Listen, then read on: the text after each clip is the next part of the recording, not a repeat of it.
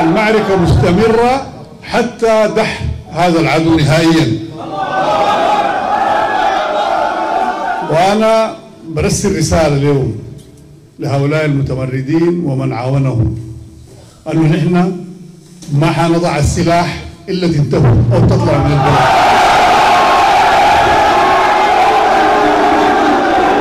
ونحن ماشيين عليكم وجايينكم، فأفضل أنكم تخطوا السلاح، تسمعوا صوت العقل وتطلعوا.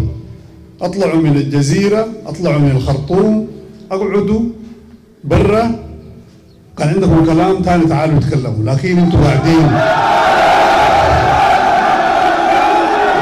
في بيوت الناس، محتلين الجزيرة ومحتلين الجنين ومحتلين زاليني، وتنهبوا وتقتلوا وتسرقوا. نحن ما عندنا معكم